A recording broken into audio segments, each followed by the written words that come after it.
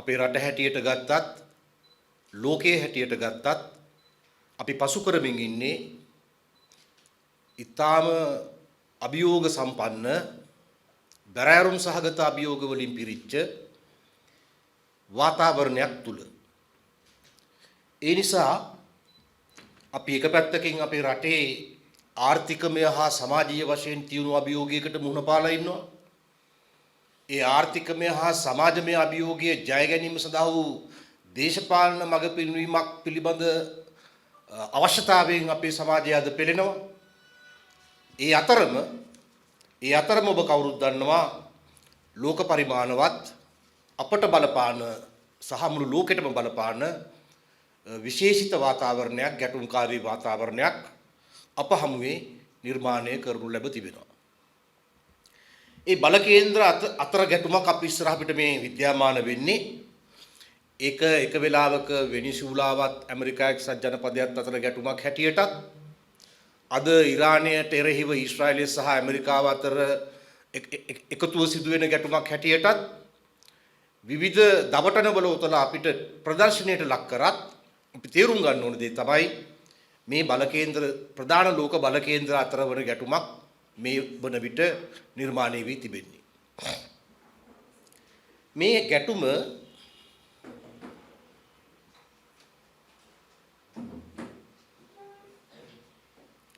ඔය තවයි එනවනම් කරුණාකරලා මේ පැත්තෙන් වාඩි කරවන්න. මේ මැද්දෙන් ඉන්න එපා. මේ ගැටුම අපි රටක් හැටියට මුහුණ දීලා තියෙන සුවිශේෂ තත්වයන් ඒ වගේම අපි ලෝක පරිමාණයෙන් අද මුහුණ දීලා තියෙන විශේෂිත තත්වයන් අතික්‍රමණය කරන්න බෑ සමාජයක් වශයෙන් ජාතියක් හැටියට එකමුතු වෙන්නේ නැතුව.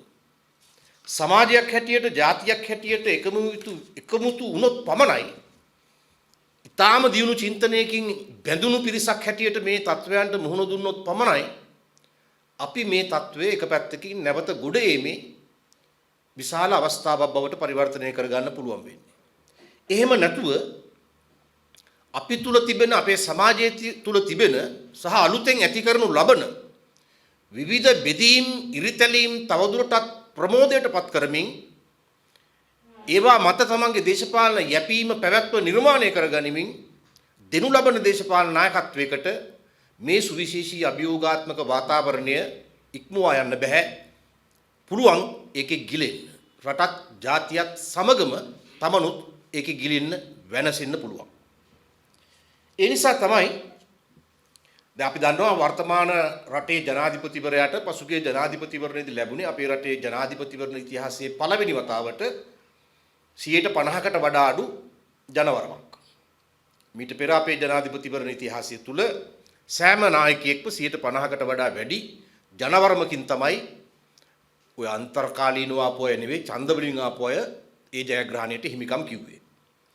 නමුත් දැන් එහෙම නිසාම වර්තමාන ජනාධිපතිවරයා බලයට ඇවිල්ලා තිබෙන්නේ මේ අර්බුද සුලියම ආශිර්වාදයක් කරගනිමින් නිසා ඒ අර්බුද සුලියම ආශිර්වාදයක් කරගනිමින් බලයට ආපු ඔහුට ජනවරම 50%ට ඉක්මවන්න බැරි වෙච්ච නිසා ඔහුට තියෙනවා වෙනත් ජනාධිපතිවරුන්ට සාපේක්ෂව ඉතා ඉහළ වගකීමක් අත්හල නොහැකි වගකීමක්.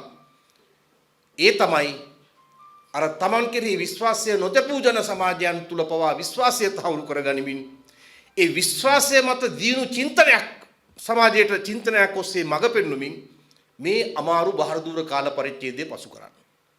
එවැනි පෘතුල නායකත්ව මඟ පෙන්වීමකින් තොරව මේ විදිහේ ගැඹුරු කාල පරාසයක් පහසුවෙන් පහු කරන්න ජාතියක් හැටියට කිසිම ජාතියකට පුළුවන්කම ලැබෙන්නේ නැහැ. ඒ නිසා මේ විශ්වාසය එකක් ජනතාව මත ගොඩනැගෙන විශ්වාසය ඒක තමයි ජයග්‍රහණ ගේන්නේ.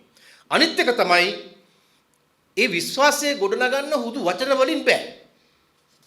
ඒ කියන්නේ වචන වලින් පුළුවන් විරුද්ධ පක්ෂයේ ඉඳලා බලය කරා ගමනගෙන යන්න. ඒක වචන වලට ගොඩක් ඒ හැකියාව තියෙනවා.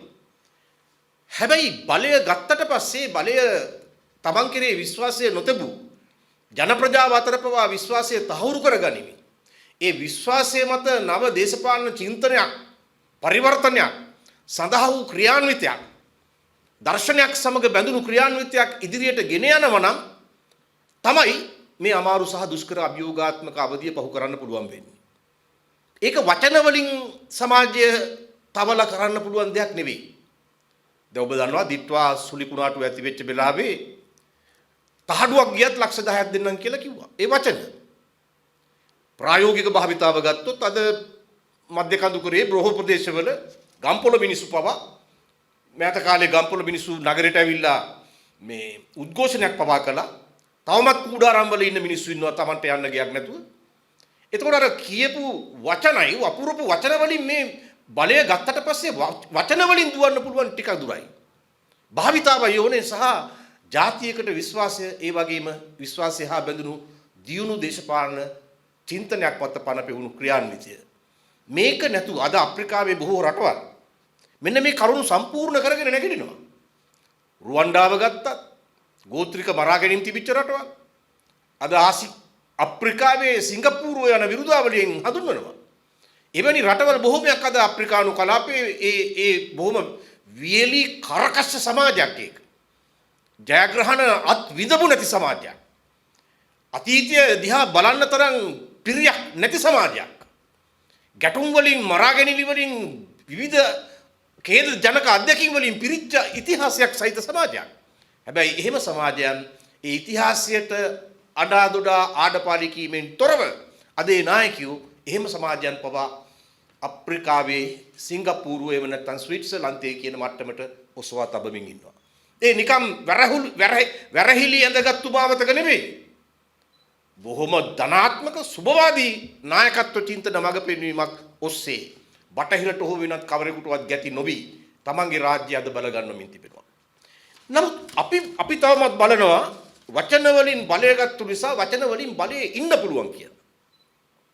මෙතන තමයි ප්‍රධානතම වැරද්ද. වචන වලට දර්ශනයක් තියෙන්න ඕන. වචන වලට චින්තනයක් තියෙන්න ඕන. දර්ශනයක් සහ චින්තනයක් එක්ක බැඳුණු වචන වලට බලය පවත්වාගෙන යන්න උදව් කරන්න පුළුවන්. එහෙත් හුදු වචන වලට බලය පිළිබඳ ප්‍රශ්නයේදී කිසිම සේවයක් ධනාත්මක සහයෝගයක් ලබා දෙන්න බෑ. දැන් බලන්න දැන් ඕනේ රාජ්‍ය පාලනයේදී දැන් ඕනේ වචන වලට වඩා පෙර ක්‍රියාව. අපි දන්නවා දිට්වා විශාල ආපදාව ආවා. ඒක එන බව ඉන්දියාවෙන් දැන දුන්නා. අර පාස්පිරිදා ප්‍රහාරය වගේ කලින් දැනුම් දුන්නා.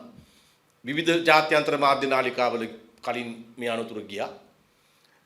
වැඩි ඕනේ ඉන්දියාවේ තියෙනවා මහ කොමසාර් මේ කොන්සියුලර් කාර්යාලයක් මහනුවර.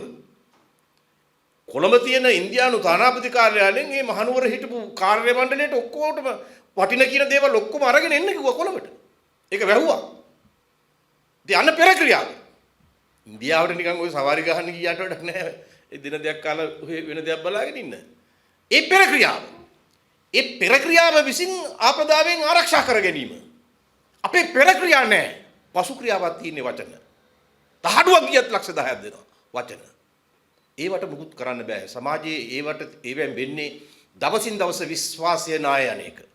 කඳුකොරේ නායම විතරක් නෙවෙයි විශ්වාසයේ නාය යන්නේක. අවිශ්වාසය බලවත්ව වැඩෙන එක. එවැනි තත්වයකදී පාලනයක් පවත්වාගෙන යාම සුව පහසු වෙන්නේ නැහැ. ඒ නිසා අපි තේරුම් ගන්න ඕන මේ වගේ වෙලාවල් වලදී මේ රට ඉල්ලන්නේ අතීතයට දොස් පැවරීම නෙවෙයි. දැන් මේක විනෝදාංශයක් බවට පත් කරගෙන තියෙනවා. මොන දේ වුණත් මේ කලින් හිටපු පාලකයෝ දැන් පාතාලේ ගත්තොත් කලින් හිටපු පාලකයෝ පාතාලේ ඉවර කරලා ගියේ නැහැ. ඉතින් ඔක්කොම ඉවර කරලා හරියට ලස්සනට හදලා පිළිවෙලක් කරලා තිබ්බනම් ඕගොල්ලෝ ගන්නෙත් නැහැනේ බලයට. ඕන වෙන්නේ නැහැනේ. මොකක් හරි දකින්න අඩුපාඩුවක් තිම්බින්දනේ හා මේගොල්ලන්ට හරි දීලා මේක නිවැරදි කරගන්න බලමු කියලා හිතන්නේ නැත්තේ මේ රටේ මිනිස්සු. 50%ක් නොවුනත් 150 140 ගානක මිනිස්සු. එහෙම හිතන්නේ නැතිනේ. ඒතකොට දැන් කියලා වැඩක් නැහැනේ. ඒක වෙලා නැහැ මේක වෙලා නැහැ කියලා. ඔක්කොම වෙලා නම් ඕගොල්ලෝ බලයට ගේන්නෙත් නැහැනේ. මොකද්ද මේ කියන වඳුරු කුණු හර්පේ? ඒතකොට දැන් මේ දොස් පැවරීම විනෝදාංශය බවට පත් කරගෙන යන්න පුළුවන් තත්ත්වක නෙවෙයි අපේ රට තියෙන්නේ. ඔබ දන්නවා මේ දොස් පැවරීම සහ වෛරය මේක සමාජයක් ඉදිරියට ගෙන යන චින්තනයක් නෙවෙයි. මේක සමාජයක් පසුපසට ඇදවට්ටන චින්තනයක්. සමාජයක ඉදිරි ගමන වළක්වාලනු ලබන චින්තනයක්. අපි බලන්න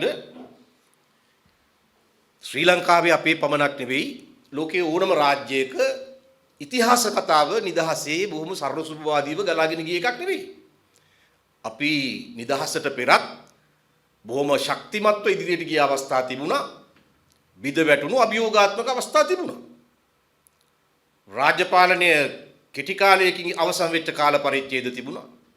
ඒ වගේම බොහොම සමෘද්ධිමත්ව රාජ්‍ය පාලනය ගෙන ගිය කාල පරිච්ඡේද තිබුණා. ඉතිහාසය කියන්නේ එහෙම දෙයක්. ඉතිහාසය හැම විටම මේ බොහොම මේ ලයාන්විතව ගලාගෙන යන දෙයක් නෙවෙයි. රළු පරළු අත්දැකීම් ඔස්සේ ඉදිරියට එන දෙයක්. ඒ ඉතිහාසය දිහා බලලා ඒකේ තියෙන මොකක් හරි අවඩදායි දෙයක් ඉස්මතු කිරීමෙන් මොකක්ද ඇති වෙන සේවය? ඒක පාඩමක්, ඒක අධ්‍යාපනික කාරණයක් බවට පත් කර ගැනීම වැදගත්. හැබැයි ඒක චෝදනාවක් හැටියට ඉදිරිපත් කිරීමෙන් මොකද්ද තියෙන වැදගත්කම? මොකද්ද ඒකෙන් මහජන මනසට ලැබෙන උත්තේජනය? යහපත් උත්තේජනය. අයහපත් උත්තේජනයක් ලැබෙයි. දැන් ඕනේ මහජන මනසට යහපත් උත්තේජනය ලබා දෙන ක්‍රියාමාර්ග මිසක්, අදහස් මිසක්, චින්තනයක් මිසක් තවදුරටත් ඍණාත්මක සහ වෛරී සහගත අතීතයේ දෙස බැනාඩ ගන්න. අතීතයේ දෙස වෛරයෙන් අදහස් පළ කිරීම වලින් ඉදිරියට යන්න පුළුවන් ගමනක් නෙවෙයි අපි ඉස්සරහ අපිට තියෙන්නේ. අනික එක රටක අතීතයේ නිදහසේ ගලාගෙන ආවනම් අපිට සුවිශේෂ නායකත්වයන් ගැන හිතන්න ඕන වෙන්නේ නැහැ. අපි අහලා තියෙනවානේ කුණාටු සහගත මුහුදේ තමයි නියම නාවිකයෝ මුණ ගැහෙන්නේ කියලා.